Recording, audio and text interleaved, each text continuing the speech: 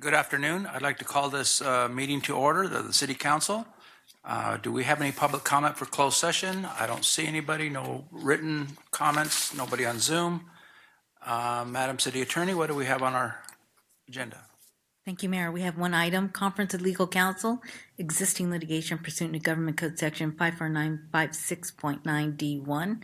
In one case, Coyote Aviation versus City of Redlands et al., San Bernardino County Superior Court, case number CIVSB 2418252. Thank you. We stand in recess till open session at 6. Thank you. Good evening. I'd like to reconvene the City Council meeting. The next order of business is the invocation by Councilmember Barich and the Pledge of Allegiance by Victoria Elementary School. Councilman Barich.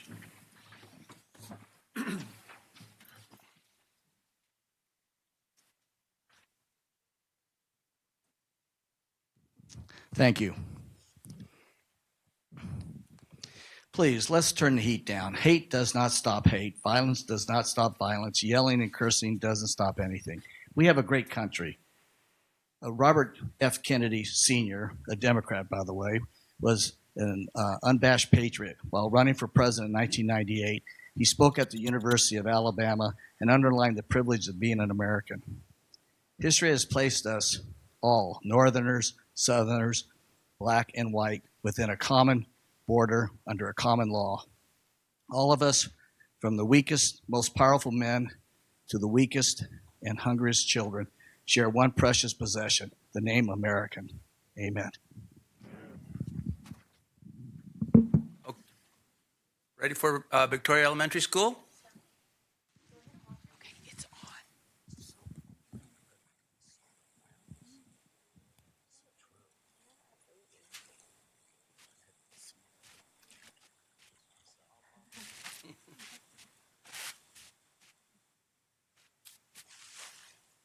Good evening, everyone. Please stand for the Pledge of Allegiance and face the flag. Please place your right hand over your heart. Ready? Begin. I pledge allegiance to the flag of the United States of America and to the republic for which it stands, one nation, under God, indivisible, with liberty and justice for all. Thank you. Now please be seated and enjoy some of our cheers.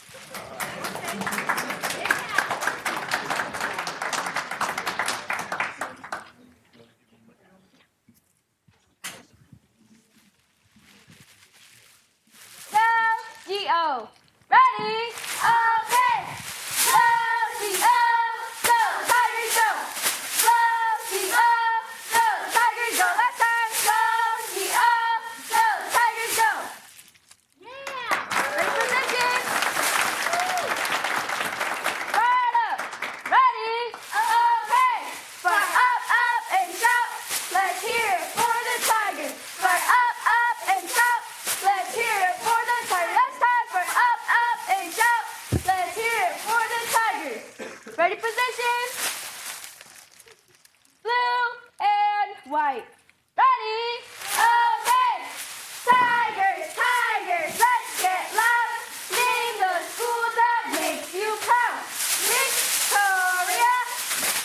Tigers, Tigers, let's get loud. Yell the colors that make you proud. Blue and white. Victoria.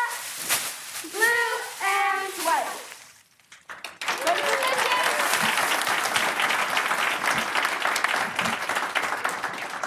Thank you for having us here today. Go Victoria and go Redlands! Ready for position? Front row, half step forward. Front row, half step forward. Picture pose. Picture I pose. scoot in. All right, scoot in. Picture pose. And back row all the way up against front row. Perfect.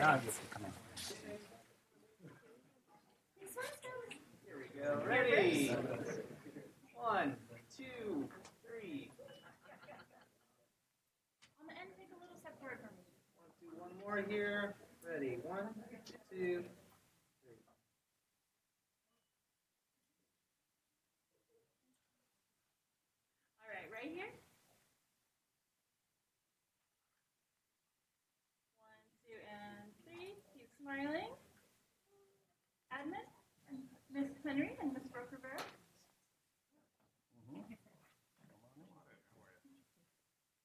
of you guys on this side? Yeah. Okay, ready? Right here. 1, 2, and 3. And hold still for parents.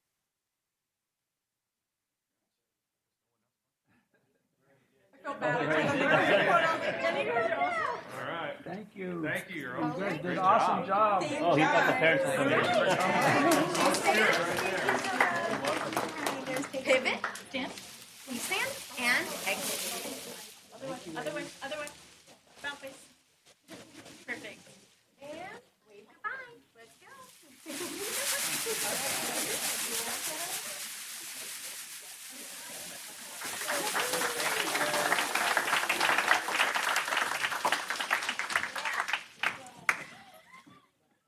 Thank you so much. What a great job. The students from Victoria Elementary School. What a great school system we have here in Redlands. So proud of all of them. We'll give them a little minute to exit, because then on our next agenda item is the pet adoption from the Redlands Animal Services. I'm sorry. Thank you. We have a closed session report, Madam City Attorney. There was just one item on the closed session agenda, Thank and you. there was no reportable action. That ends the closed session report. Thank you. Now we can go to the animal control report. Pet adoption.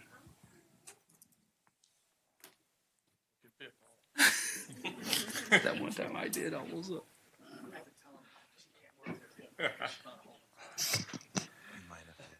Use the screen so I can look at it when I'm reading.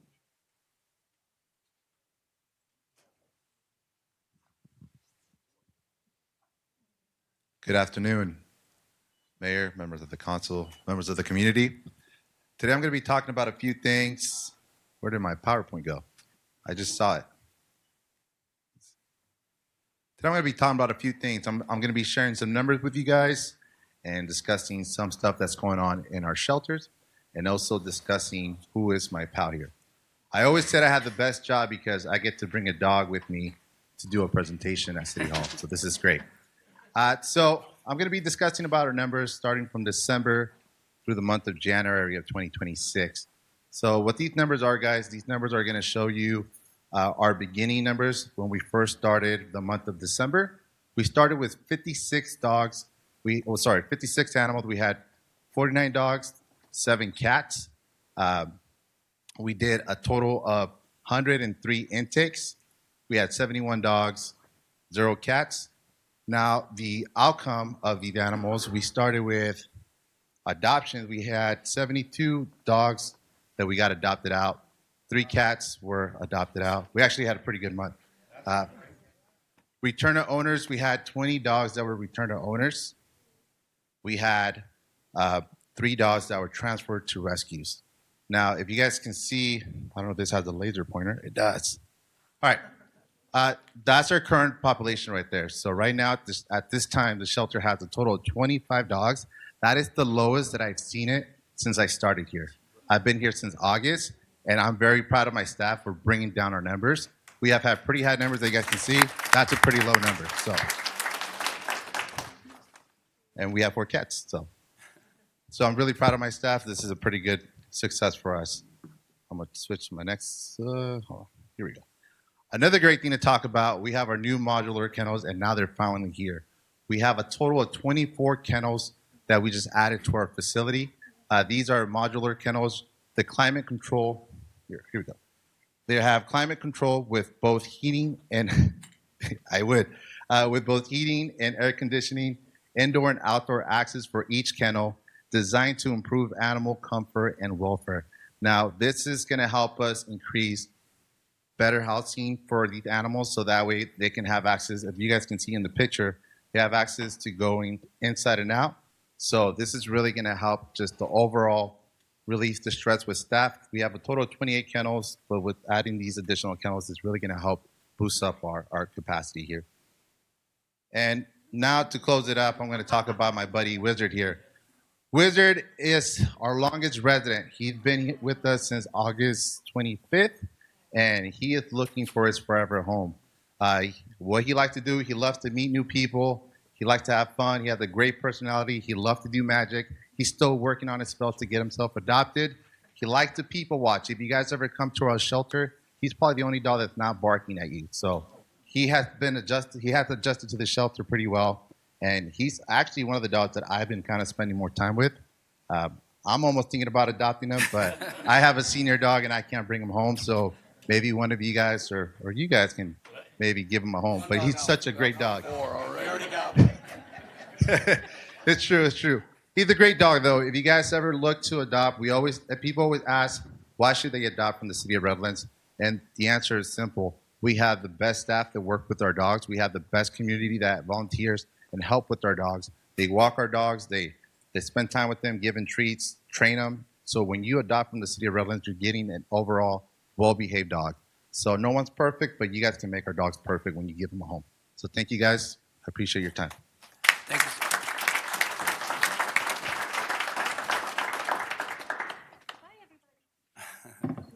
Thank you, Joe. Thank you, guys.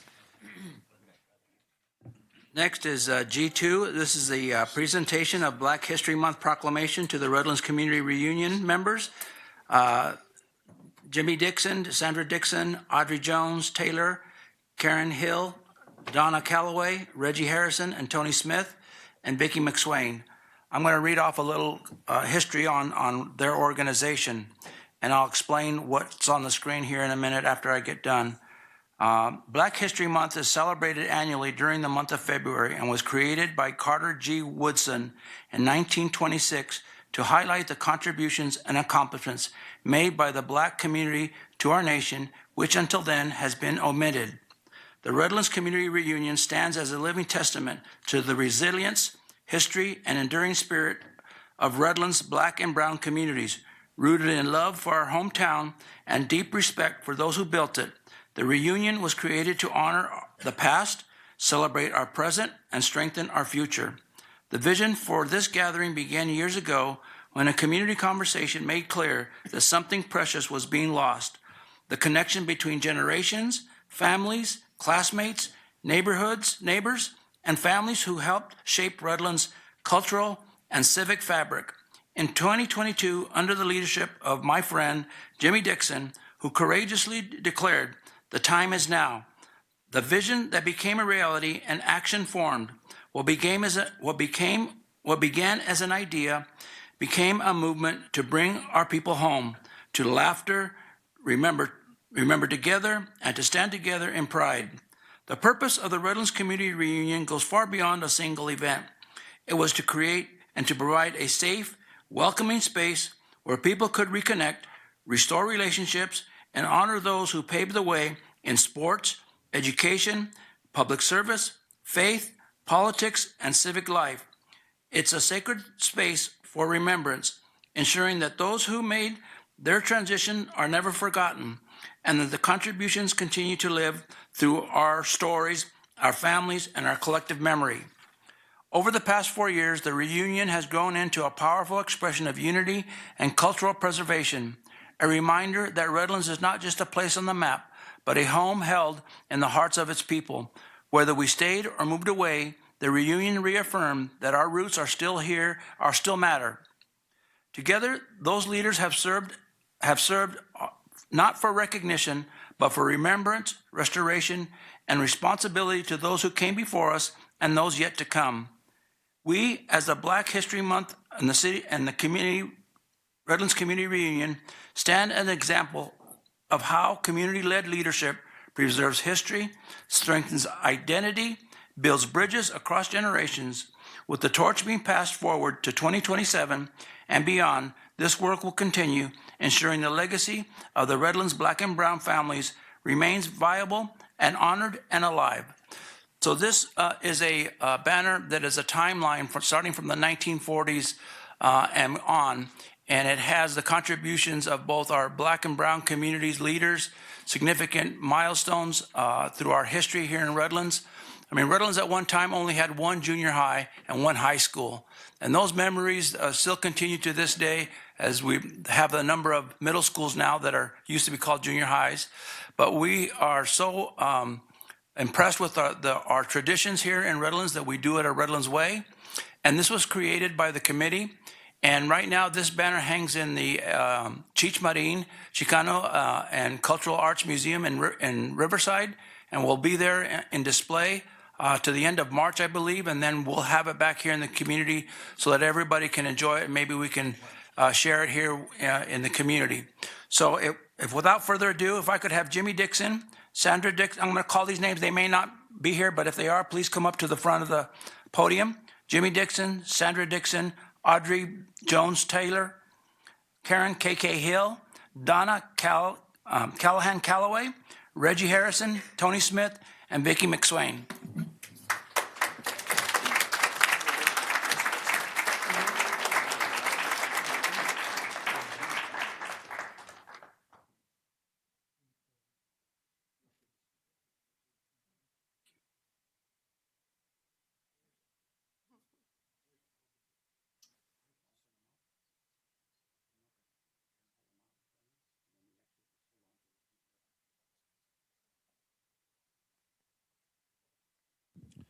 So, and all of what I just read is in the proclamation format, as all the whereases, then we get down to the end. Now, therefore, be it resolved that the City Council of the City of Redlands hereby declares the month of February 2026 as Black History Month and encourages residents to fight racism, intolerance, and prejudice through education, kindness, and compassion and understanding. And so we want to thank you all for the wonderful work that you have been doing in this community for so long. I've known you all my life, right? And so we really want to acknowledge and let you know how thankful we are for the contributions that you allow us to do as a community members here together. And so I'll pass it on to you if you want to introduce yourself and if you want to say a few words. I'm Tony Smith. I want to thank the council for this proclamation. Thank the mayor for his recognition and support for you and the committee. Thank you. Introduce yourself.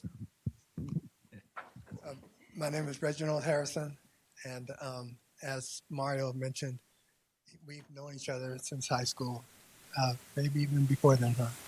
But I appreciate the opportunity to represent Redlands.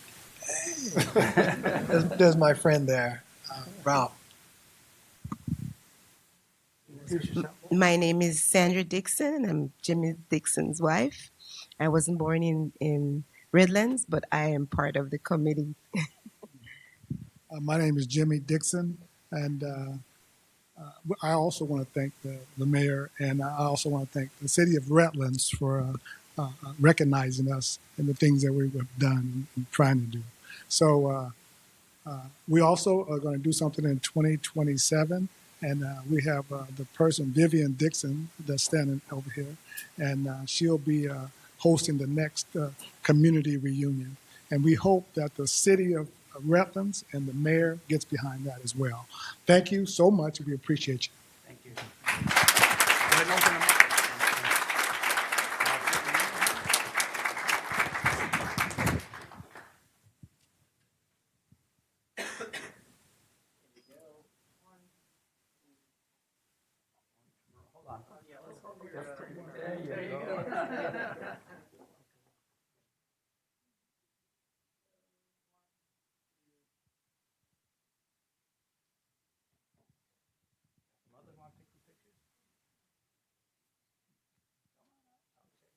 Thank you so much. Congratulations, all right? Thank you for all the work. Thank All you right, so thank you much so for much. having me. All right.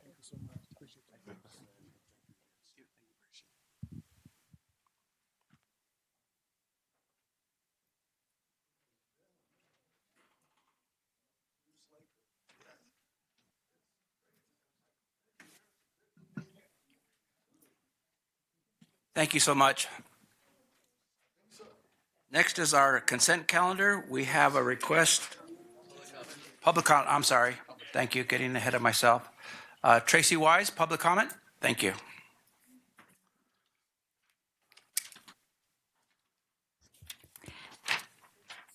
Good evening, Mayor Salcedo and members of the Redlands City Council. My name is Tracy Wise. I live in Redlands, 92374. First of all, I want to thank the City of Redlands and Redlands PD for, over this past year, continuing to support the First Amendment, which allows residents of our city to gather peacefully, not necessarily quietly, but to gather peacefully to state our concerns while on public property, or for drivers passing by to peacefully indicate their support or peacefully indicate their non-support. So I have greatly appreciated that from everyone who's been involved. We're watching right now our constitutional rights and the rule of law denied and even smashed across our nation. Minneapolis has been the poster child for these attacks, and they are ongoing.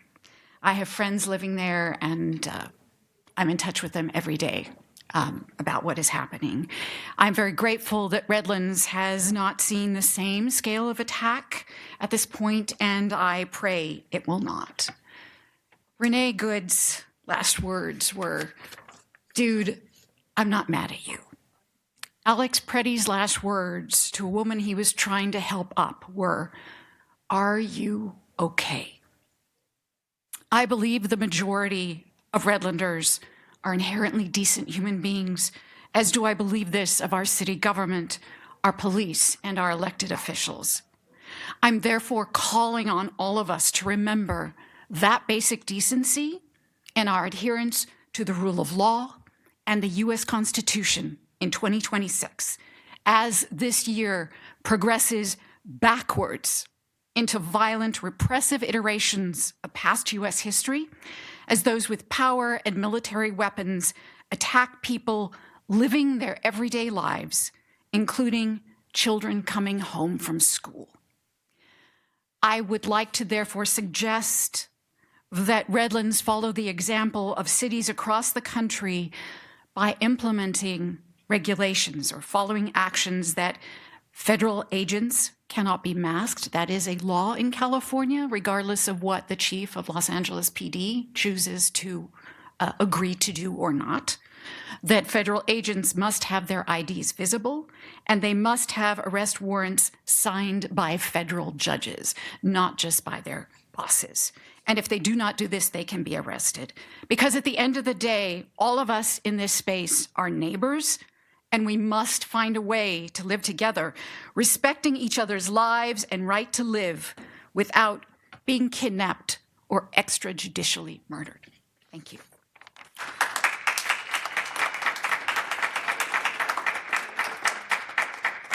Next up is Bruce Laycook. As he's coming up, for those of you that this is your first time here, we ask you to introduce yourself. There's 3 lights on the podium. One's the green, the middle one is the orange, and you'll have 30 seconds to wrap up your comments, and then the red will show up. Mr. Laycook. Yes, the previous speaker actually spoke to most of my concerns. The thing that I'm most concerned about right now is you know that we've run out of budget for the food card program that the city had administered with the previous grant, and that's putting a huge burden on family service and other community agencies. So I'm asking the city council to look at the budget and to ask yourselves, do we need to spend money on hardware, or do we need to spend money on food for people? Because right now we have a real crisis brewing. Thank you for considering that. Secondly, food collection locations across the nation have been targeted by ICE and Customs and Border Control because they serve lower income people of color frequently. And I ask you to be sensitive to that as you look at those things, and maybe consider working with the community leaders to find a way for people who are at risk to get food delivered, so that there's not one place that people that would like to intervene can take people away when they're just trying to get food to feed their children. That's it. Thank you.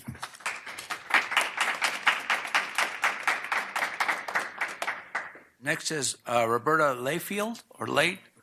If I mispronounce your name, come on up. And did you say you were going to interpret for another? Okay, so I'm Roberta LaFelt, and I live on Clay Street here. And my mom moved here in 79, so I moved here in 79. I understood that we get 3 minutes. Yes. So I was also told that somebody could come in here and that I could use their 3 minutes to help speak for them. It's the same issue. Yes. Okay. I don't think so. So you'll get 3 minutes, and if someone else wants to come up and speak, but speak Spanish, and you will interpret, then we'll give some extra time for that individual to say his or her comments. Okay, and have you interpret. That's not what I understood, but it goes however it goes. So go ahead and start. Yes. Okay, so I live on Clay Street. When the Boys and Girls Club. I'm sorry, could you move closer to the microphone? Sure. Is this? I'm little. Is this better? Okay. Okay, so I live on Clay Street, across the street from the Boys and Girls Club. When it was originally built, it wasn't an issue. They have 11 parking spaces there. Parking is one of the issues, so is safety in the neighborhood and the impact on our neighborhood. We're a wonderful family kind of neighborhood. A lot of retired people live there. But the impact of the Boys and Girls Club, they provide no parking whatsoever, and they have, as it was originally built and used, the traffic would come and go a little bit depending upon when the parents, but now they want to extend that use as their administrative offices. I counted over 100 cars over in our little area last Thursday on our trash day. I've also brought pictures of the parking issue and how people aren't getting their trash picked up because the way that they're parking over there, it's not the pickleball players. They come here for 2 hours, 3 hours max, and they leave. Those people want to park there for 8 hours. Also, because they lack parking, that means that people are double parked on both sides of the street to get their kids. Those parents are not finding a parking space. They're just parking in the middle of the street. The Boys and Girls Club attitude towards us is just wait. They have even been double parked, and I told her I'm going to work. Her words to me, wait. Okay, we're good neighbors. They might be good for the community. They're terrible for our neighborhood. They're trying to shoehorn as much use out of that little facility without providing any parking, and it's truly impacting our neighborhood. The modifications to the property, the extended fences, they're grabbing every inch that they can while excluding the neighborhood at the same time. People used to come and play basketball there. They used to put cones up so nobody could use that public parking. It's all about them. They put lights. They would shine all the way up my driveway. That people who are putting in those curtains, to block the light, that they can't sleep at night. There's an 85-year-old lady on the other side of the wall. She can't sleep at night. They're being treated like residents when they are an entity that impacts anything extended beyond whatever that they should have had impacts our neighborhood. There's nothing more going towards them. They're just take. And we live there. Many people are there 16 to 24 hours a day. They're there for 8, maybe 10 max. And yet they're vastly affecting the quality of our life. It seems we feel like they have more rights than we do. This is very upsetting. I don't know where those lights are, but I'm just because I've had to, thank you. I've had to go around the neighborhood and meet. I was shocked at some of the other issues depending upon where they're located with these people. Please quit treating these people as if they're residents. You need to deal with them on a different level. Thank you. Next is Juan Carlos Urora. He doesn't feel comfortable speaking, so I was, Carlos, I'm sorry. Hello, my name is Juan Carlos Mora, M-O-R-A. This is my first time coming up here speaking, but it's the same issue as Robin has spoken. I do live on Clay Street. I moved there in 1999. I bought my home. Majority of all the people are homeowners there. Except maybe 2 residents are probably renters, but they've been long-time renters. So when the Boys and Girl Club at that time, when we moved there, it was like a church location. It was turned down, property bought by the Boys and Girls Club, which I thought it was okay. It was great for the community. It'll be nice. It'll be good. But as time has progressed, now we're showing that a lot of employees are parking in our residential parking area. I work 10 hours a day. I get home and I have to park down the street around the corner, and then I have to walk to my house, late at night, 9 o'clock now, I have to go get my car, bring it close. That's not right. You know, these employees been there. They parked there 8 hours, and we have to park. I have 5 adult drivers in my home, so we have 5 cars. I only can put 2 in my driveway, and the rest has to be on the street. We have no parking. We have reached out to the Boys and Girls Club. I have sent messages to Michael Wells, CEO, Montrese, COO, Teresa, Director of Operations, Dana, Executive Assistant to the CEO. We have reached over to the Human Resource Chisholm, I believe his name is, and there's no progress. They're not doing anything. So this is horrible. The pickup zone, when you're going eastbound on Ligonia, you're turning southbound on Clay Street, there are parking right there in the corner. If you turn too fast, you're going to hit one of those cars. The people that are picking kids up, they're going the opposite way, parking across the street illegally. And we have reached out to the Boys and Girls Club, and they have not done nothing. So I really think that's something the city needs to look into. I know there is a residential parking permits that probably can look into it. But this is a really big concern. And we really need to get it resolved. You know, Eddie, this is your district. Clay Street is your district. So I really hope that you look into this because, you know, as residents, we never had this problem. Been there almost 30-something years. I'm sorry, 25 years, 26 years. And now it's like, I just want to leave, you know, because of the problem we have with the Boys and Girls Club. Pickleball's great. I love when the pickleball people come in. They're there for 2 hours and they leave. No problem. Like that. But the Boys and Girls Club employees, they really need to find somewhere else to park at. Thank you. Mr. Mayor and Council, we'll have staff follow up with them and direct them to the appropriate forums. Could be our Traffic and Parking Commission or something like that. So we definitely will follow up and contact them. Thank you. Lucy Lariba, did you want to speak to a public comment or on L1? Oh, Same thing? Okay, public comment. Come on up. My name is Lucy Lariba, and I've lived on Clay Street. It'll be 50 years. And I never have had this problem. You know, if my daughter's friends would want to come and park in front of our home, they have to go on Western or even on Ligonia, and I don't think that's right. The other thing is there was a black truck that parked. His tail end was sticking out into our driveway, and my daughter could not get out. And if she would have had an appointment, she would have had to call and cancel because we don't know who the black truck belonged to. Probably one of the people from the Boys and Girls Club. And I just don't feel that it's right, you know, the parking situation. And we try and make our areas look presentable and nice, and we keep them updated and clean and everything.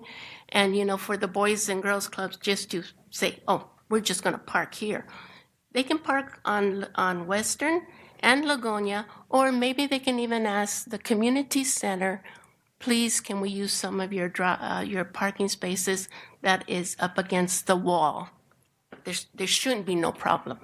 I mean, if we are going to be like a community, then that's what it needs to be based on. And I have more, but that's all. Okay? Jose Rojas?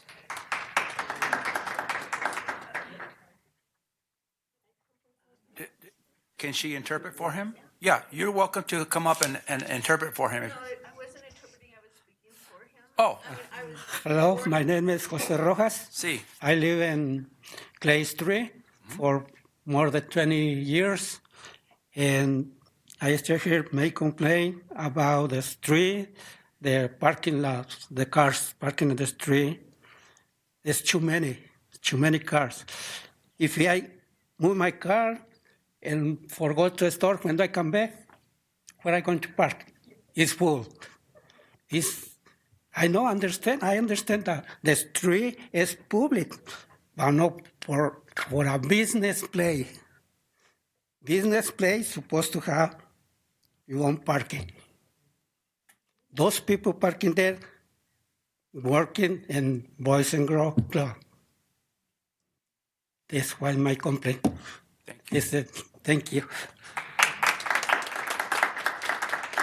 Mr. Mayor, if I may, if you will indulge me, a comment for my constituents. Thank you for coming and bringing this to my attention. I'm pretty sure we can put this on the agenda for the Parking and Traffic and Parking Commission from here, correct? We'll get some more information, but, they'll need to make application. They'll need to make the application? All right.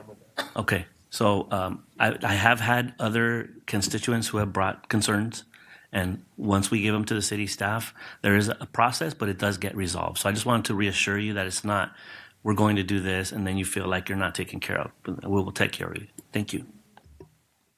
Okay, Andy Hoder?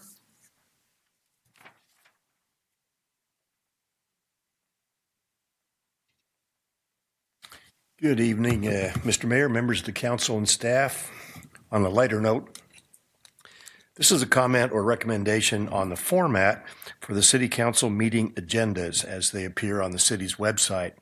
I'm guessing very few of our residents read the agenda verbatim as I do, but I doubt that many of them would notice the bias in the format. That's what I want to speak to. So on the one hand, this may seem like a trivial anomaly, how about that? But if we can make it better, why not? As the agenda items now appear, it commences with an abbreviated summary of what the item is about, followed by sections labeled in this order: motion, recommendation, and discussion. I believe these are presented in the reverse order of what would seem more logical, certainly from the public's point of view. Wouldn't it make more sense to read the discussion first and familiarize yourself with all the aspects and circumstances pertaining to the item? You might say you do that anyway, but how does the public, the folks you work for, know that? But I offer this colorful analogy.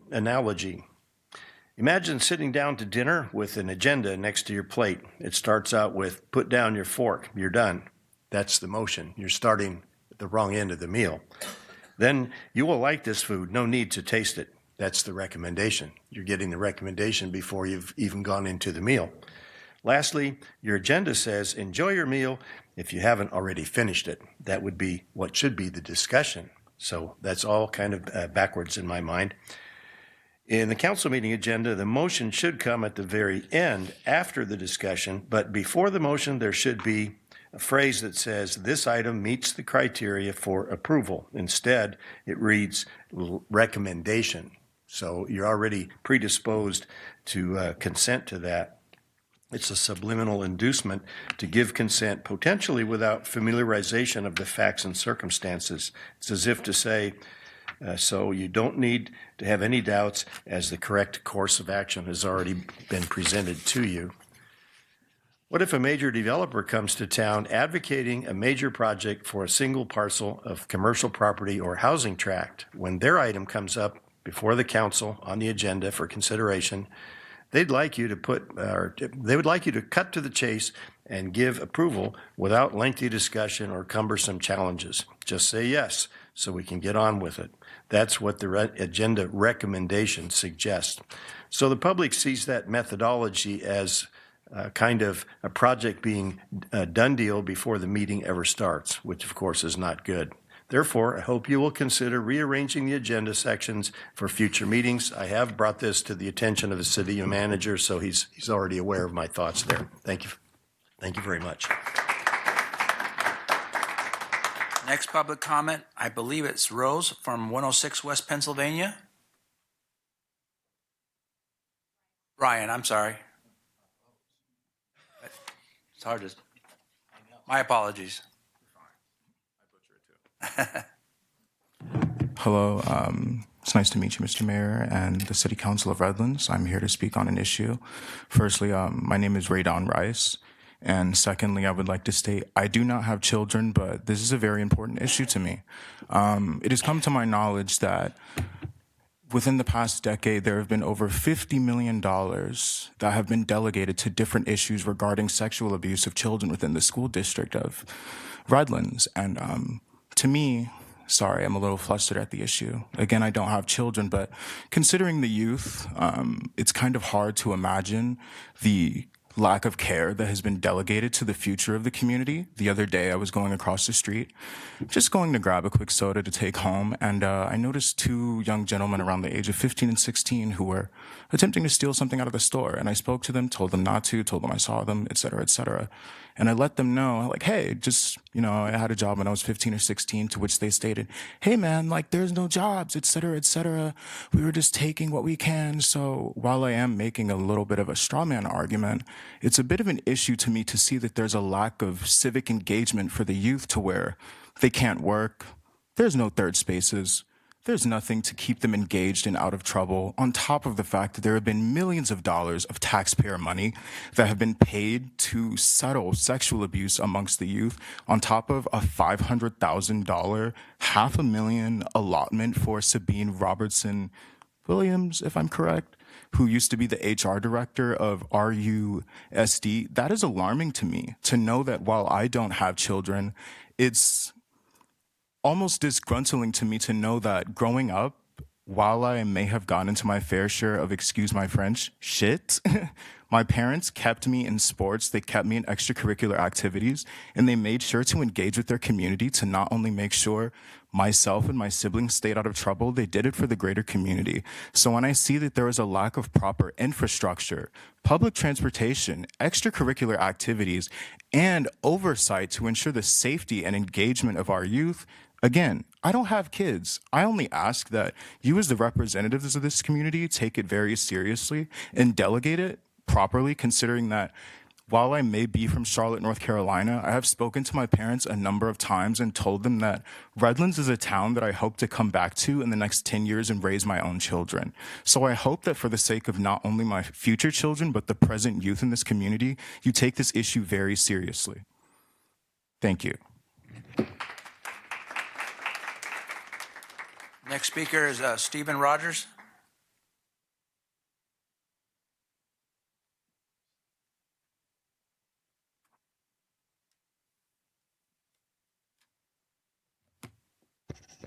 Steve Rogers, Church Street. I'd like to talk tonight about what I saw happen yesterday, and that was with the city of San Bernardino. I know they had a special meeting last night where they were considering possibly changing their charter in order to go to an appointed mayor from the council, similar to what we have, as opposed to their elected mayor that is currently the case. And basically their attorneys were pushing to do that, and the community stood up and said, no, we want to have our vote. We want to have the vote. Everybody have a stake in who is the mayor of the city. And it got me thinking, what really is important for this city. And I know I brought it up before. I think that there's a lot of divisiveness, and I mean, right now, the divisiveness is at an all-time high, and it's, in my opinion, it's all created by the government, and sort of to say, hey, don't look at us, it's them, it's really the government, just trying to not do their job, and I'm really concerned about this divisiveness, especially with regard to how it affects this council with regard to the mayorship position. And that all came about really, and it came obvious when we went to districts, district voting. And so we now only have 1/5 of the voting power that we used to have.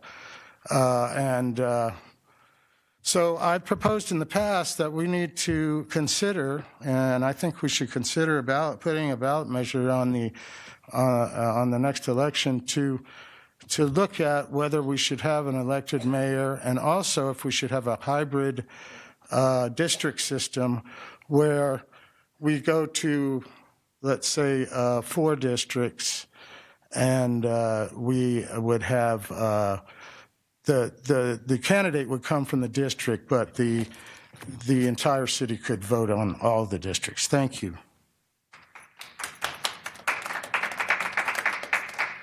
That's all the public comment I have on request. We have one on Zoom. Mr. Moderator? Yes, Mr. Mayor.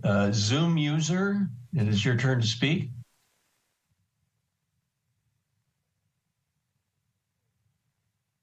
I wish to remain anonymous.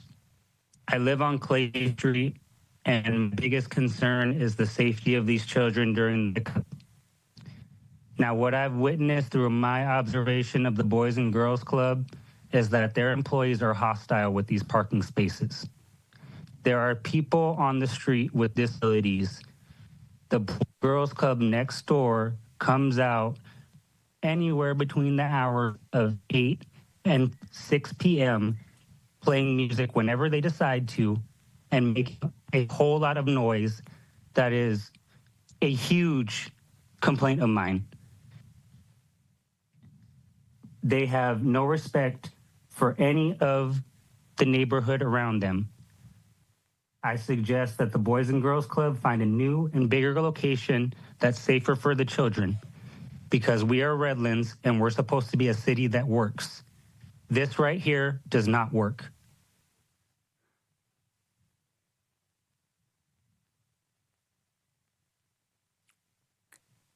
Okay, it sounds like you finished your comments. Okay. I don't have any other speaker slips, and I don't see anybody else on Zoom. I'll now close the public comment. Move on to our consent calendar. I have a request to pull item I-2 and I-11. Move approval of the balance of the calendar. Second. There's a motion and a second. Madam City Clerk? I'm sorry, who seconded? There were two. So. Okay. Barich. Okay. Councilmember Barich. Yes. Councilmember Tejeda. Yes. Councilmember Davis. Yes. Mayor Pro Tem Shaw. Yes. Mayor Saucedo. Yes. Okay, the item for discussion is to authorize the Mayor Saucedo to sign a letter to Southern California Edison regarding the electrical infrastructure capacity in District 2. Councilmember Tejeda. Yes, Mayor and my colleagues, thank you very much for indulging me in this item. And thank you to staff also for working so quickly on getting this item on the agenda. Recently, the council was made aware of a shortage of infrastructure in District 2 specifically. This shortage of infrastructure impacts developments that were already approved by the Planning Commission in, I think, 2024 and 2025, or maybe also previously. A recent development was approved also for the corner of Tennessee and Ligonia, which this shortage of infrastructure is impacting as well. It impacts any future development that's coming into District 2. And my concern on top of that was how any shortage of infrastructure elsewhere in the community is going to affect, let's say, for example, the future fire stations that we're planning for, and the police department as well, the new police station that we're planning for. So knowing this, I drafted this letter, and I ask for forgiveness after the fact. The way I wrote it was, implying that we've already had the discussion and approved it, but I'm asking my colleagues to support the mayor signing this letter, as I think it's important to tell our partners at Southern California Edison that there is development in the community and appropriate attention needs to be paid to the areas that are getting approved, so that when the development comes in, they're not waiting at the last minute to find out they can't build their project because there's no electricity. So that's my comment, and look forward to the discussion. Thank you. I have one public speaker, Ray Kayakan.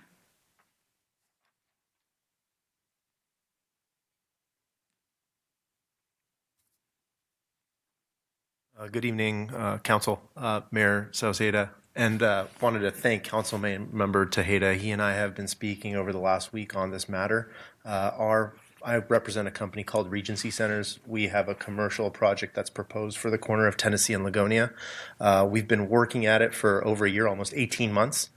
We've been working closely with city staff, and I must commend this city for having a phenomenal staff. It's been a pleasure to work with everyone, and they've been super supportive of our project. But recently, we were informed of not only the lack of infrastructure, but just the unwillingness of Southern California Edison to step up and put in an infrastructure that is really their responsibility and something that they need to be handling and putting in, not just for our project, but for projects around the entire area. This is really critical for all developments to occur within District 2 in this region of Redlands, and it's really impeding on our ability to do so.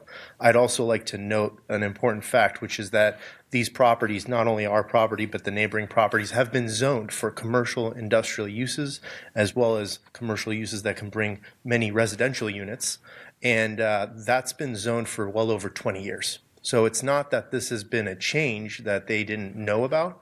Our project alone, they've known about for the last 6 quarters, about 18 months, and was not voiced to us to the level of concern that we are now aware of. So again, really appreciate Councilmember Tejeda's support on this matter. He's really jumped on this over the last week and would greatly appreciate your support. I've also brought our neighboring developments that are occurring. We're here united and just coming to speak to you guys and say we're here to bring some awesome projects to the city of Redlands, and appreciate any support you can give to push Southern California Edison to put the infrastructure in that they need to. Thank you. I do have a question. Is your project being delayed because you're not getting? Our project will die because of this. Okay, thanks. Let me, if you'd like me to be blunt about it. That's pretty well. Yes. Yeah, that's an answer. So the responsibility of putting infrastructure in is on Southern California Edison. They've informed us that the timeline to bring power to our project is approximately 36 to 42 months. We've been working on this project for 12 to 18 months. We have a lease signed with a grocer. We're going to be building a neighborhood shopping center with a grocer. And we are Regency Centers. We are a public REIT. We build shopping centers, and then we don't sell them. We own these in perpetuity. We will be your neighbors. We will be community members forever. So those are the types of developers you'd like in your community. So to find out that power would not be available for so long is really quite challenging. And so the option that was presented to us was, you guys can do it. And unfortunately, we don't have the economic viability to be able to do that. Retail is a very challenged business to make development work. Our returns are substantially lower than most. So. Ryan, I don't mean to interrupt. No worries. There's a protocol. No problem. Sorry about that. Thank you. I can't answer. This was a pulled item, so I thought. What? It's a pulled item. We run the item as we do all the other items. I defer to the mayor to ask for public comment and follow-up questions. So it's really up to the mayor. All right, we're going to go ahead and have Bruce, you have a comment, and Steve, you also have a comment, and then we'll bring it back to the council. Matt Jordan. Okay, Mr. Jordan.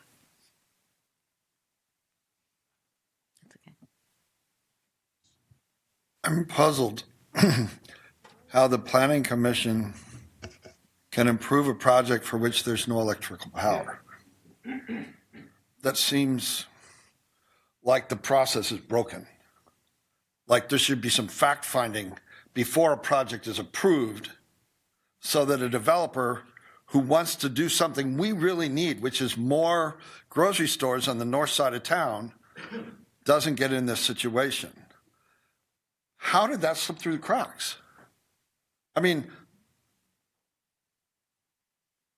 the Planning Commission has very specific rules, and the Planning Department has very specific rules about things. But having electrical power seems like Design 101 kind of thing. And so I would encourage you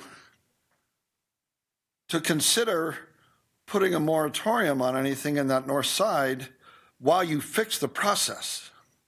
Because it's pretty clear from this unfortunate situation that it is broken and broken badly. Thank you. Mr. Rogers?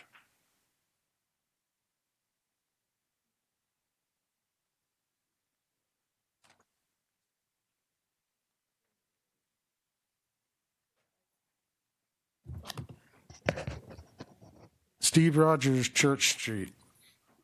Okay, well, this makes all the sense in the world, the way that you all have been approving projects. And when I say you all, I mean these projects, a lot of them aren't even coming to the city council for approval anymore. They're just being approved by the planning commission. And so, that really limits the public's involvement, and it's being done for a reason.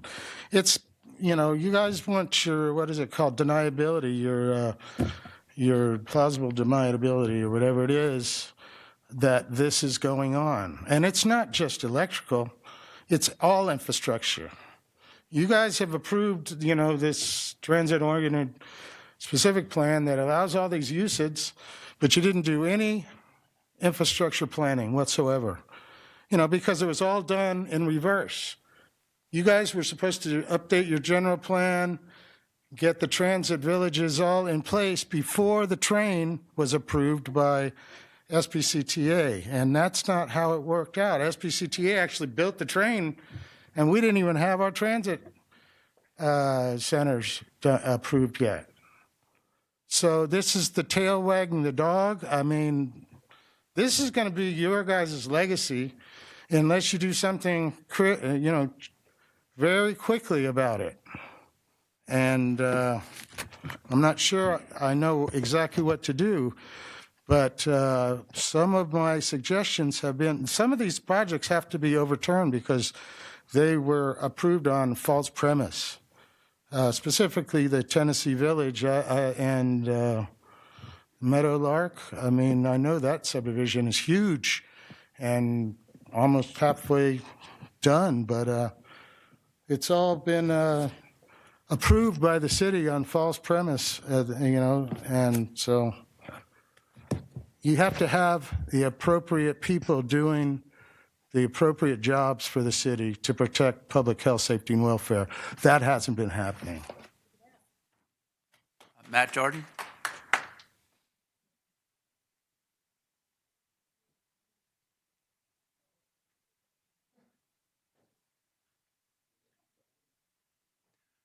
Mayor Saucedo, city council members, we have a project that's part of this quadrant, if you will, and I will let you know that this issue with Southern California Edison is a statewide issue.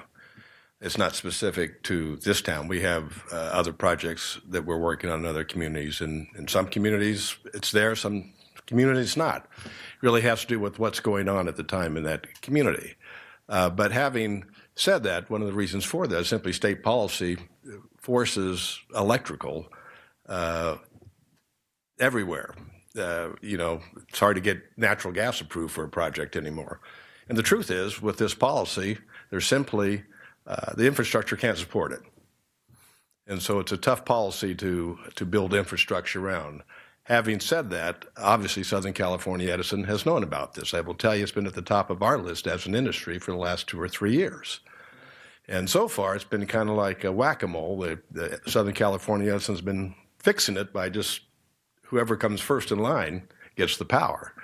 They're trying to improve that, but it's not been improved quick enough, and these situations arise. And all I can tell you as a neighbor, anything the city can do for this project would be, in our quadrant, would be most important. We need this on the north side. This particular retail project will make a huge difference on how the neighborhoods are received there on the north side. And so anything special that the city could do for this particular project and our particular quadrant on the north end would be greatly appreciated. It's very hard to plan your business around these kinds of circumstances when you're not quite sure if you're going to have power. It's kind of difficult to line up financing and other things. So it's not a Redlands problem. It's a regional, statewide problem, but nonetheless, anything you can do to help this specific project at this specific time would be greatly appreciated.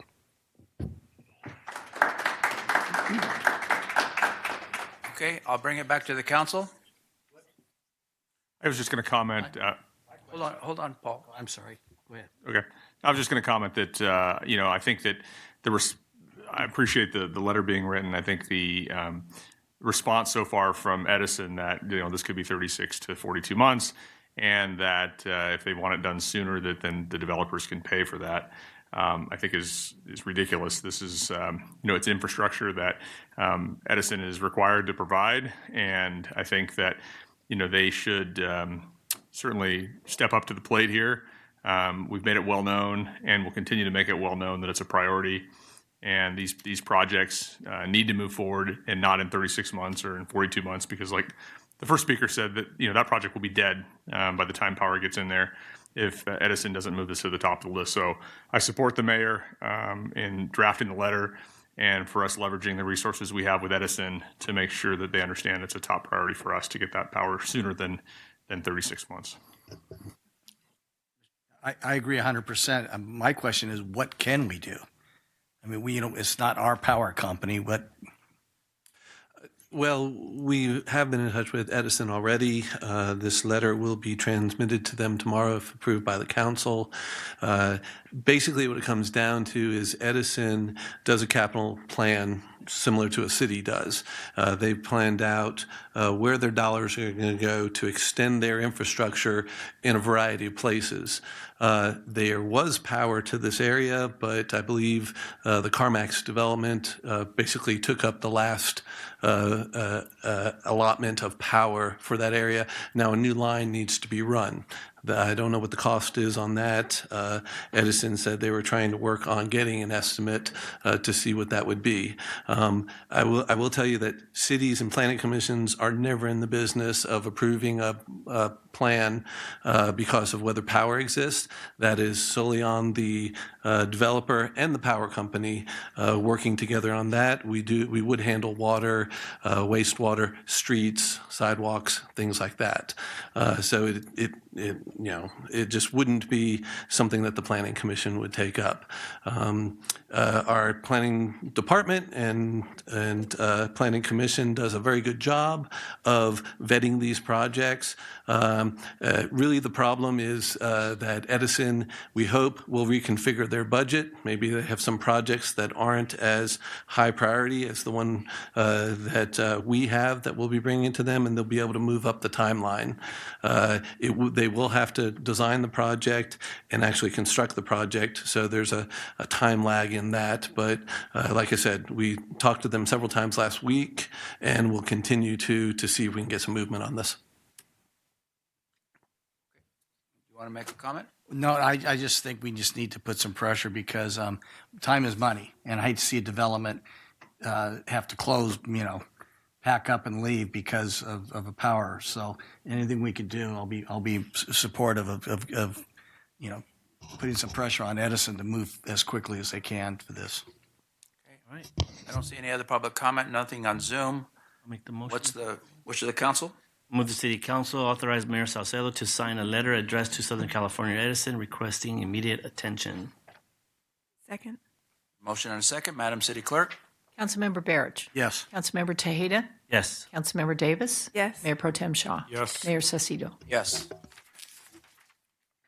On item L11 on the consent calendar, this is an adopted resolution number 8746, approving a memorandum of understanding pursuant to Penal Code sections 830.76B and 836, outlining the authority and responsibility of the University of Redlands and the Redlands Police Department in accordance with the Jeannie Clary Act, California Act, and California Education Code section 67381, Police Chief Tolber. Just to be clear, this is I-11. I-11, I'm sorry. What did I say? L. I'm sorry. Good evening, Mayor and Council. As you stated, the item that you have before you is to adopt the resolution approving this memorandum of understanding between the University of Redlands and the Redlands Police Department. There's been a continuous MOU between the university and the police department since March of 1996. The most recent MOU was from 2005, so over 20 years old, and was last updated in 2011. This revised MOU will replace the prior MOU. It also provides for cooperation and division of authority between RPD and public safety. It incorporates the grant of limited authority available to public safety officers as outlined in the penal code on the university campus, provided that they meet specified qualifications. And RPD maintains primary responsibility for policing response on the campus with specified exceptions that are laid out in the MOU. There are two amendments that need to be made. They can be found in paragraph 20, subsection B of the MOU. The heading there is insurance. And those amendments are as follows. The numbers in the parentheses do not match the written numbers or written amounts. And the numbers need to be corrected in the first parentheses to 1 million and the second set of parentheses to 2 million. The university's representative is here tonight as well. This concludes my presentation, and we're happy to answer any questions that you might have on this item. Are there any questions before I go to our public comment? Mr. Laycock, did you have a public comment on this?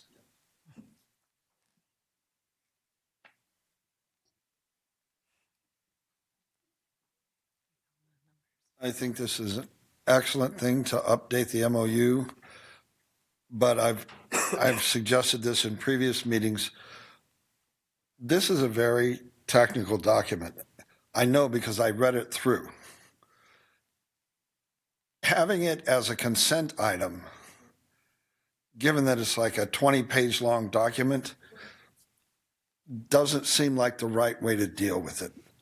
I think in these kinds of things where you're talking about an agreement where the city is ceding some of its enforcement power to the university, and the university is making an agreement to work cooperatively with the city, is something that should be aired in somewhat more detail rather than having as a consent item.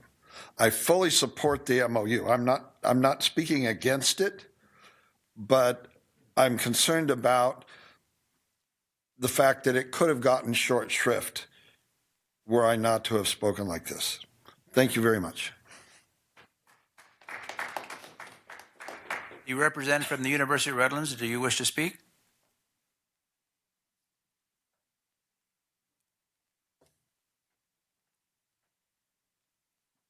Not if the council has no questions, Okay, but thank I'm you. I here just to wanted to answer give any you the questions that opportunity. the council has. Thank you. Mayor.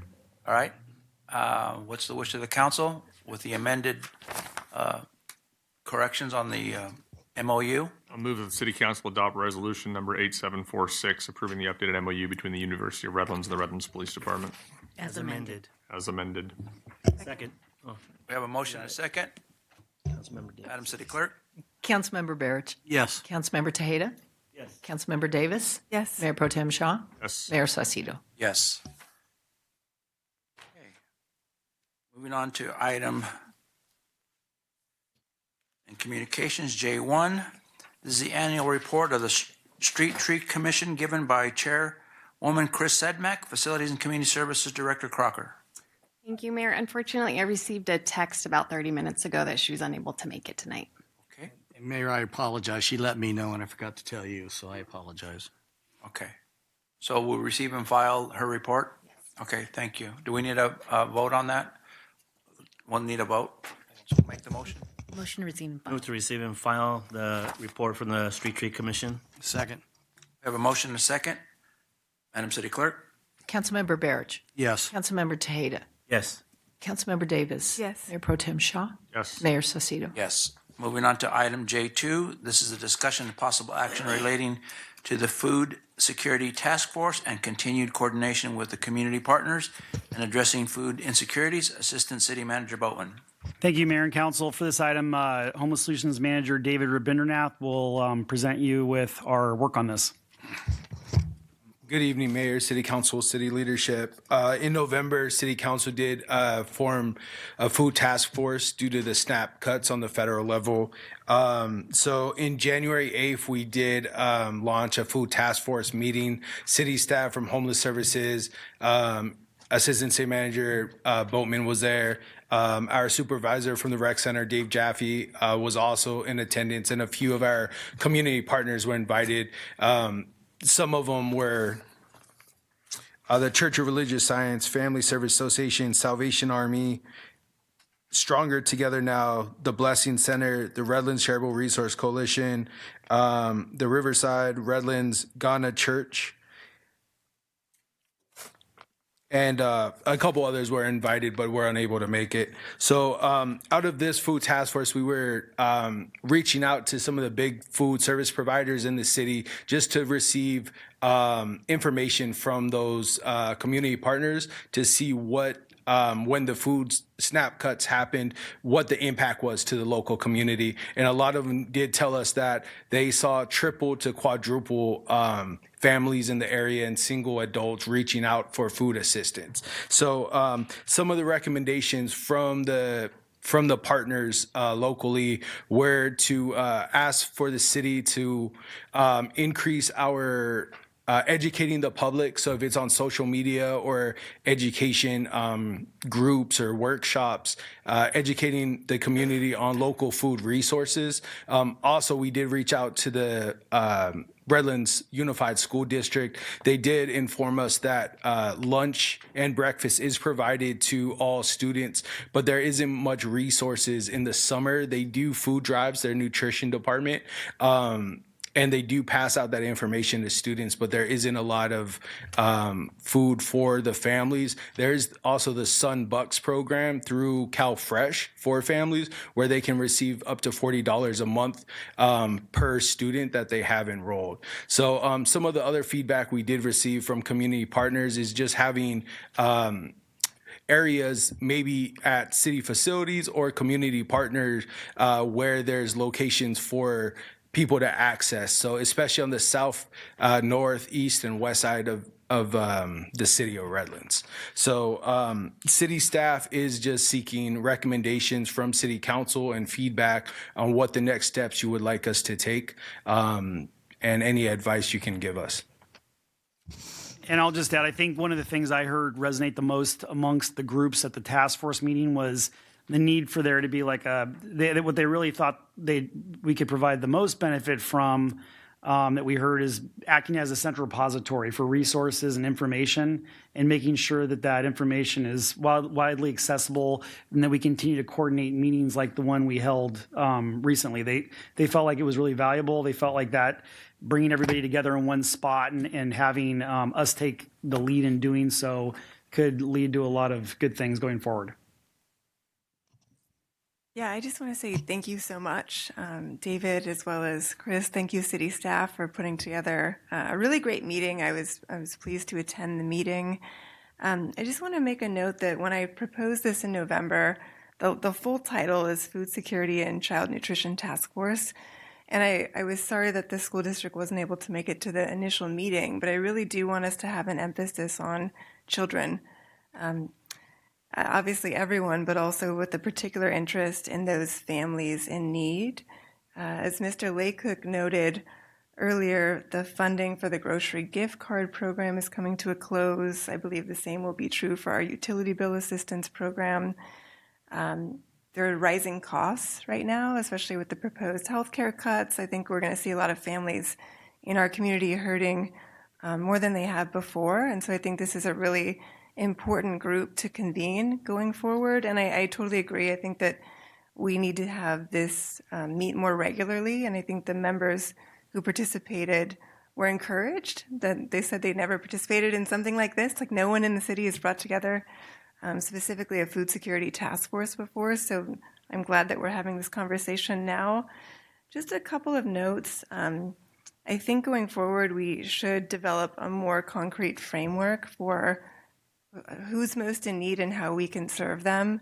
Certainly some of the partners suggested that financial resources would be helpful, especially in this moment when they're seeing double, triple the amount of people come for their food distribution services.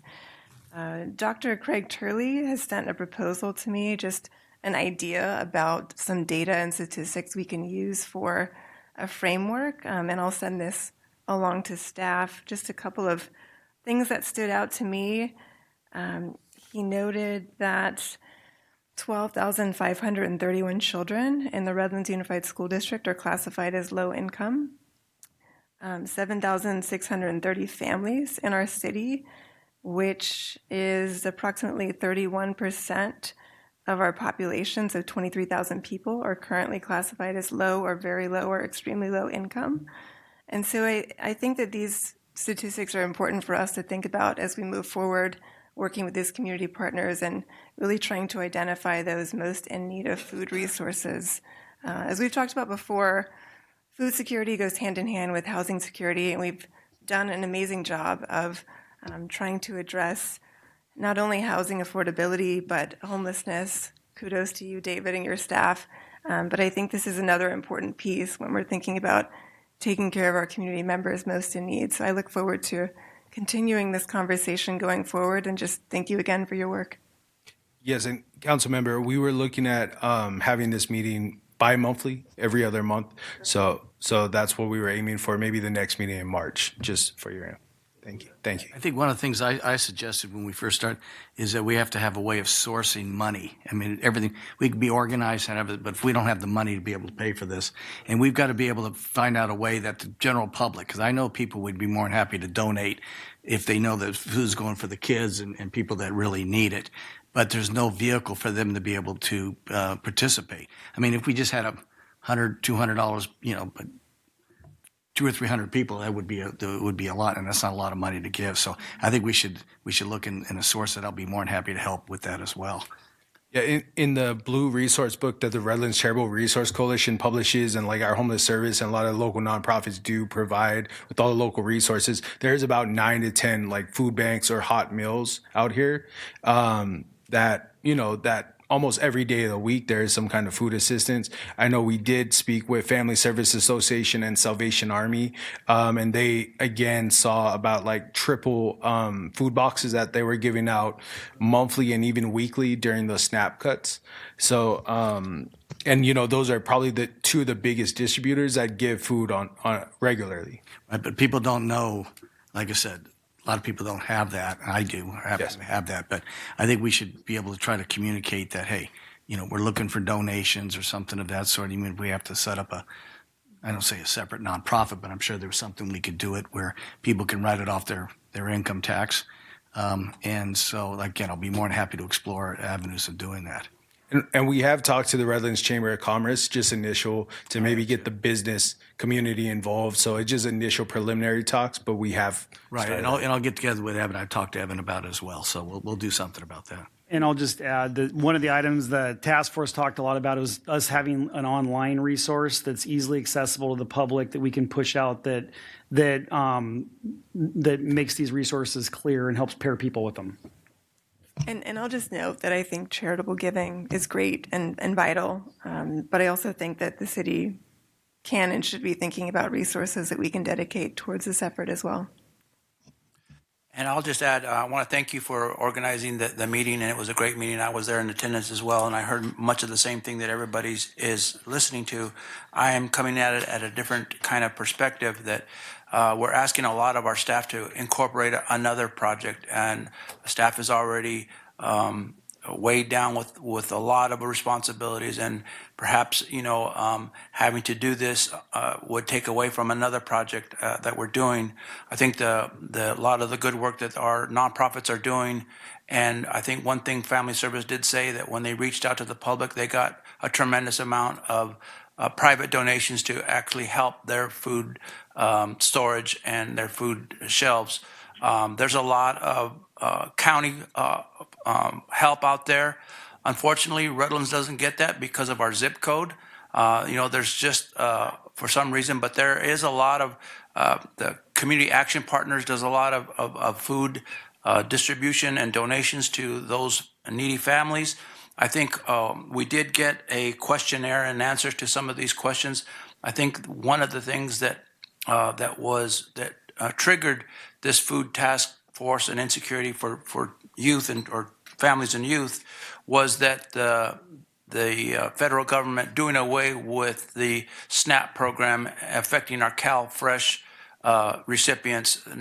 From the information that I got, that has all been reinstated now, at least till September of 26, but with some restrictions and some different requirements for the ability for those recipients to maintain and still be able to receive that. So I think, that the resolution that was passed was in response to cutting those. And so now that those are reinstated, maybe what we can do as a city is to be able to do, as was suggested, a clearinghouse of information, where those resources are at, where they can be located, Family Service, Salvation Army, the Filipino church over here on East State Street and Redlands Boulevard does it a lot.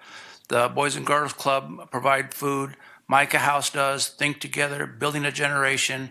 There's a number of other faith-based organizations that does that. I think if we just look to trying to coordinate and facilitate a clearinghouse of information, posting these new requirements on our website so that at least the public knows that there are newer work requirements and when they go in effect and who it's going to affect, I think that's really helpful.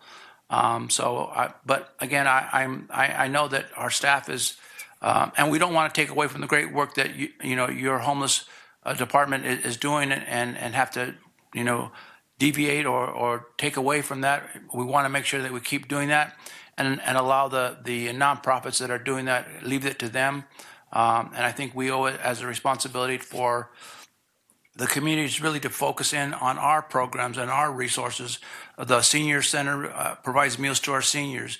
We have the lunch program for the the home Meals on Wheels program. So there's a lot of opportunity here if we just let the community know. And in fact, the Meals on Wheels is seeking, they have more capacity to take on more seniors, to deliver lunches to them, and also do a little welfare check on them as well. So I think if we, as an organization in the city, are compassionate to trying to provide the information through our website, through our programs, I think we should be cautious or be conscientious of adding another priority, adding another project to our staff that's already kind of stretched thin. And as Councilmember Barich said, it comes down to funding it. And if we have to take the money from somewhere, then somewhere else doesn't get the funding and somewhere else doesn't do that. So, I just want to see where this goes. I was referring to private funds, not city funds, when I was going to GoMe Fund and things like that. Yeah.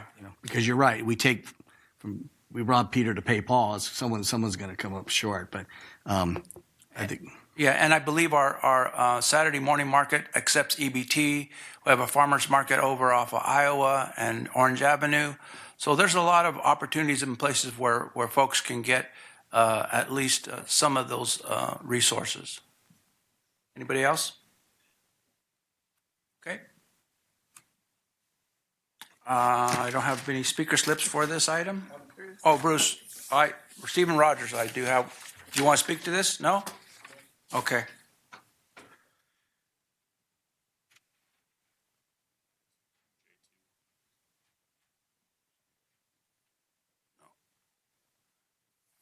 Yeah, I agree with you, Paul. And when you find whatever that foundation is, I've got $1,000 that will go to that foundation. Okay, I'm just telling you that this.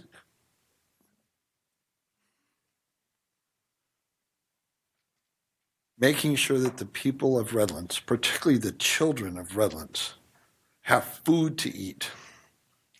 If it's not one of your priorities, I'd like you to reconsider and make it one.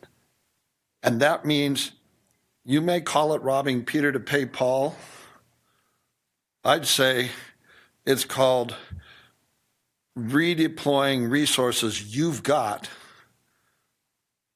to care for the most vulnerable people in our community. It's not an option.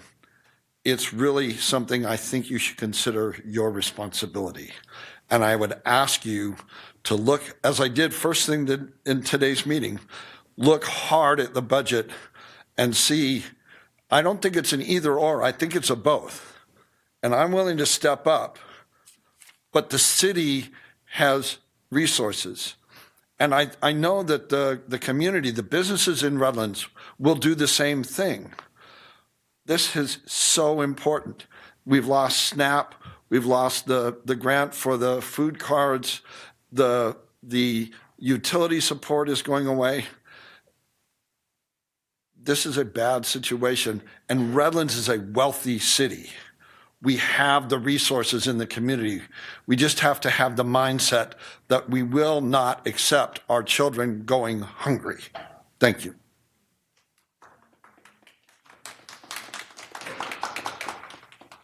Okay. Has sufficient direction been given to staff? Well, there was a proposed motion in the item. If the council wishes to make that motion, or if the council wishes to alter that motion, that would give us direction, and we would have a vote. Okay, I move to direct staff to continue convening and coordinating with local nonprofit, faith-based, and school partners to address food insecurity and related basic needs for the city of Redlands, and to return to the city council with periodical updates and recommendations for next steps. Second.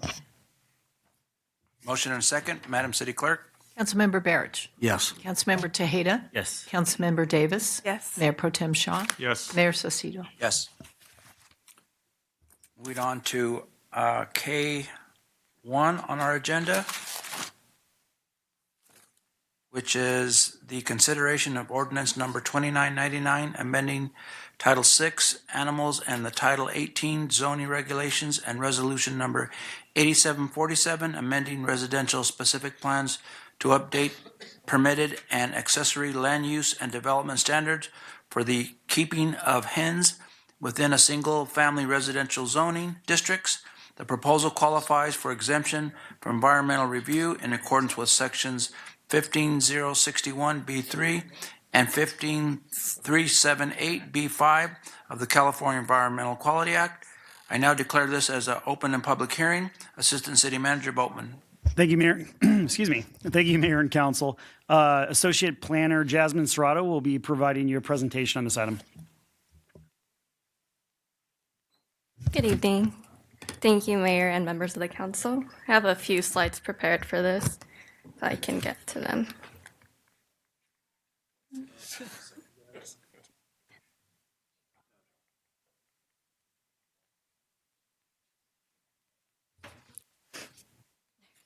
So due to an increased interest in chicken keeping, staff received direction from the City Council on November 4th to prepare an ordinance, and on December 9th, this item was taken to Planning Commission, where they recommended approval for this item.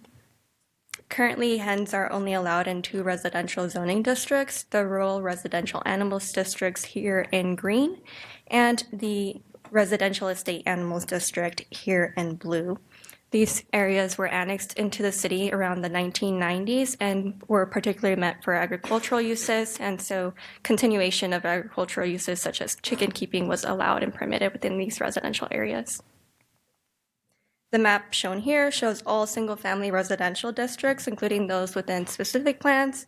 These districts range in a variety of lot sizes, which led to us amending the table in section 18.29 to regulate the number of allowed hens based on lot size. The table within the section shown here would now clarify no keeping of chickens for lot sizes less than 4,000 square feet. And then at 4,000 to 7,200, it'll be 3 rather than 2. The next segment will be 4, the one after that 5, and at 20,000, it'll remain the same at 1 per 2,000 square feet with a maximum of 9 per lot. Additionally, this section will now require a minimum outdoor open yard area of 10 feet by 20 feet. The regulations currently require the proposed structures such as coops to maintain a clearance of 5 feet from the side and rear property lines and 15 feet from an existing street side setback. A new amendment would require for these structures to also be 10 feet away from any existing main building, which aligns with our current accessory structure requirements. Amendments to Title VI would clarify that no permit from the Animal Services Division would be required. The permitting of sale of eggs is incidental, and it will also prohibit the slaughtering of chickens on residential properties. It will continue to enforce regulations to prevent excessively noisy animals and other sanitation concerns as well. The proposed amendment qualifies for exemption from the listed sections here. And as mentioned, the Planning Commission did recommend approval, and the following motions have been provided on screen. Thank you. Are there any questions or comments from the City Council? I'm sorry, from the map, how have we expanded it? Most neighborhoods now are allowed with those new rules, is that correct? Yes, correct. So that second map that I showed would be all the areas in which it would be permitted. Everything that's on that map? Correct. Almost everything. But I'm talking about the green. The zoned areas, yeah, the color-coded areas. Thank you. Two questions. The first off, thank you for the work on this. Thank you to the Planning Commission for getting this here. I know a lot of people have been asking about it, so I'm thrilled that we're almost there. One of the questions I talked about in the beginning was, I saw we're not doing any kind of permitting. I made a suggestion for like a no-fee permit, just so if we had issues relative to bird flu or things like that we would know where the chickens are. Just curious what happened on that. So we evaluated that, and we feel that the administrative burden of maintaining a permit program for that would outweigh the benefit we would get from having the registrations in place. We feel that with the parameters that this ordinance has and the regulations that prevent potential nuisances, we can address any concerns when we receive them through typical standard enforcement. Okay. I think it's a more efficient means anyway. That's how complaints usually come to us. Cool. And then the only other question is relative to the sale of eggs. Are we in compliance with CDFA and their sale of eggs? Because there's some rules related to them and registration, even public people selling just like eggs out of your house. Can we make sure that we're... Yes, we will be sure of that. This is consistent with with similar zones that have agricultural allowances for this type of use. So there is an allowance right now in other zones, particularly the canyon, where you can have a sale of eggs, but we'll make sure of that as well. Okay, thanks. I do have a question. We talk about chickens. I noticed chickens and rabbits. Is that excludes roosters, right? Yeah, correct. Roosters make noise. That's why I said they make noise. Chickens don't. So that's right. Yeah. Okay. Thank you. Okay. I don't have any speaker slips. I don't see anybody on Zoom. So I'll ask the city clerk, have we received any written comments? No written comments received. Okay. I'll now close the public hearing. What's the wish of the council? Move to introduce ordinance number 2999 and find that the proposal is exempt from environmental review pursuant to section 15061B3 and 15378B5 of the California Environmental Quality Act, and I move to approve resolution number 8747 and find that the proposal is exempt from environmental review pursuant to sections 15061B3 and 15378B5 of the California Environmental Quality Act guidelines. Second. Tie goes to the runner. Who do you want? Okay, we have a motion and a second. Councilmember Barich. Yes. Councilmember Tejeda. Yes. Councilmember Davis. Yes. Mayor Pro Tem Shaw. Yes. Mayor Saucedo. Yes. Moving on to item under new business L1, which is a consideration of a proposed project listing for the 2026-2027 Community Development Block Grant Program Year and authorization for submittal of the 2026-2027 Cooperating City Recommendation Projects from form to the County of San Bernardino, Community and Housing Division. Assistant City Manager Boatman. Thank you, Mayor. Our resident CDBG guru, Tricia Munoz, will be presenting this item. That was pretty good. Honorable Mayor, City Council members, Trish Munoz, Management Analyst with Development Services and Facilities and Community Services. The 2026-2027 Community Development Block Grant, this is the funding recommendation that we do annually. And as you can see from the staff report, there's about a 50% reduction in funding over the past 6 years. So we're very limited in the amount of funding that the City of Redlands currently receives. For the 2026-2027 funding year, it's $200,201, of which only 15% max cap can go to community-based organizations, of which we're recommending several of those that follow suit with the Homeless Solutions Program and providing meals to families. So Family Service Association provides housing and food assistance. Boys and Girls Club, Family Strengthening Program, they also provide meals to youth that they're serving. YMCA provides legal aid services to qualifying individuals, and then Partners Against Violence provides supportive services to victims of violence. The funding amount for each of those is $7,500, which doesn't seem like a lot, but we're capped out at about $30,000 to spread amongst these. And this is for administrative support to carry out those programs. And then for our capital improvement project, we're recommending the Phase 2 Sylvan Park rehabilitation of the existing restrooms and some ADA improvements because the restroom is currently beyond its useful life, and we would like to provide a more suitable and safe ADA compliant restroom for that facility. And I don't think I have anything else to add to that. And do you have any questions for me? I just want to highlight too, we do have $7,500 in assistance for FSA for housing and food assistance. So, based on our earlier topic, I thought I'd point that out. Thank you. Any questions from staff? If not, before we consider the motion, I have two public comments, one from Bruce Laycook. Thank you. All right, thank you.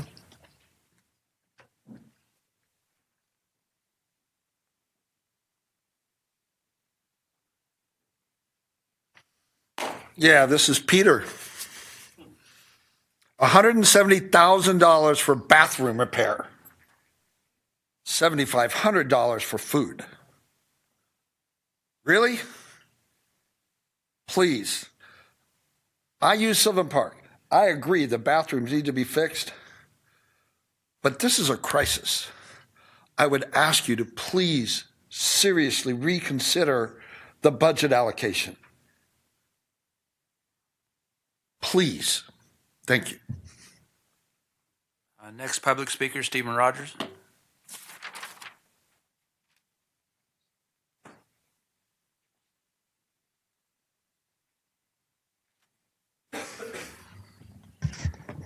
Steve Rogers, Church Street.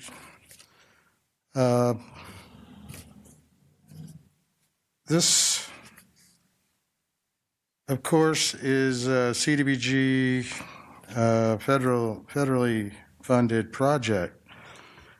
And, there are requirements, like you were saying, how much can go to the private, how much can go to the city on projects.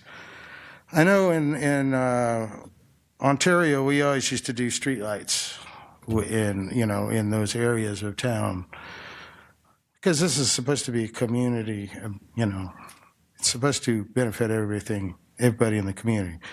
And I am, my neighborhood is right there by Sylvan Park, so I agree this is a great project that we should be going for. But I want the city to be eligible to get the money.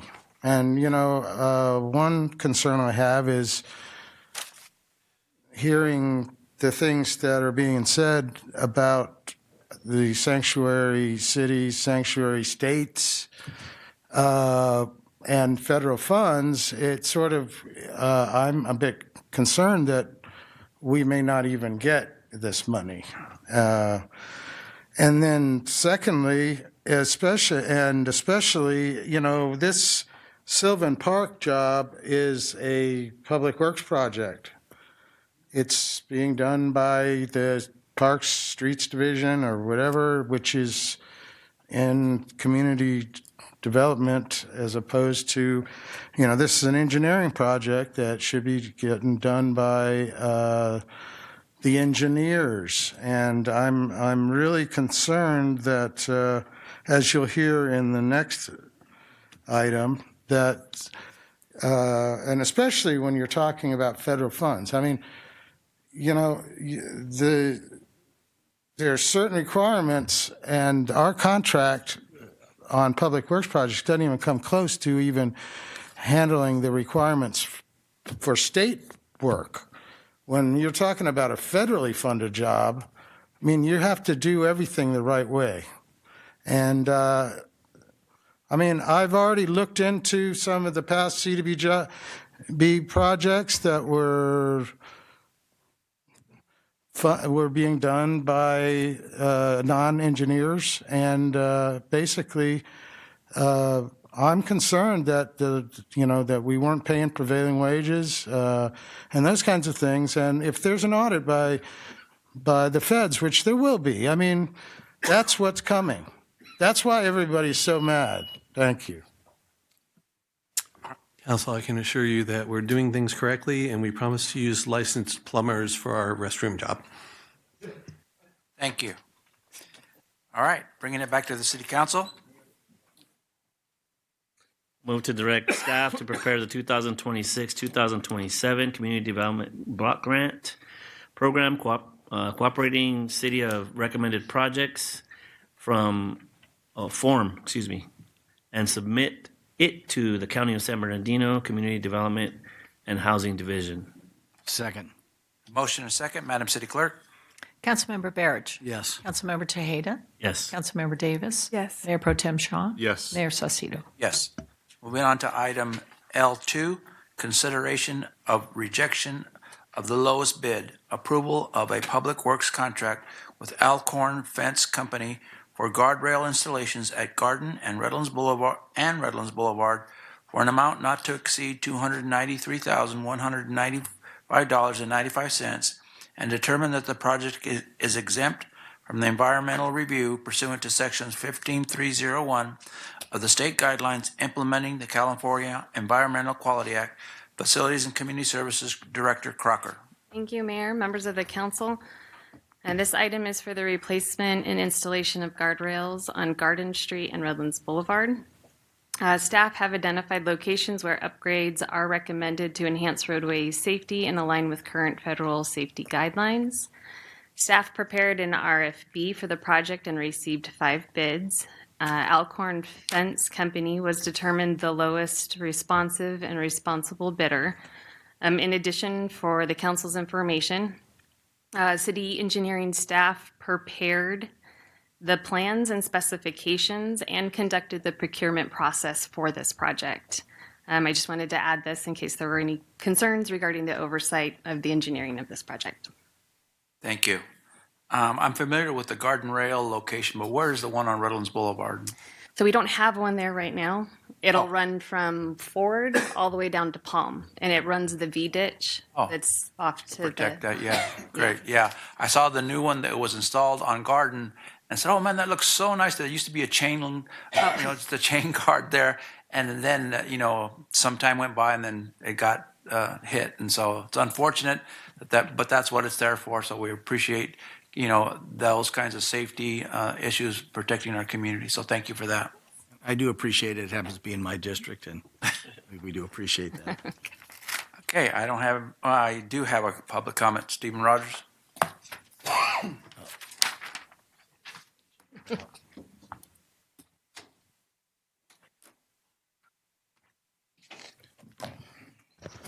Honorable Mayor Saucedo, Steve Rogers, Church Street. This contractor, again, I have a concern about this being a public works contract, and we don't have the engineers administering this contract.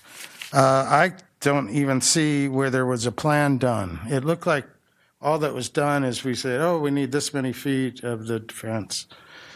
Maybe there was something done, I don't know, but it wasn't contained here. The other thing is is this contractor even licensed to be able to work in the public right of way? I mean, there's a lot of things about this a public works contract that an engineer needs to oversee it. The design and the construction. And it's not about, these guys know how to put up a rail. This is something that's in our public right of way, and it's a public improvement that there's certain requirements on how you do public contracting and in the public contracting code. And this is not following that. This isn't even coming close. And all you have to do is look at the contract to get an idea of how antiquated our city is with our process. This contract had to be done in the 60s or 70s by Best and Krieger. It has not been changed since that time. And we are just throwing ourselves out there. I mean, one of these days, somebody's going to die on one of these projects, and it's going to be because there weren't the right safety precautions done, because we're out in the public street with, people that shouldn't even be out there.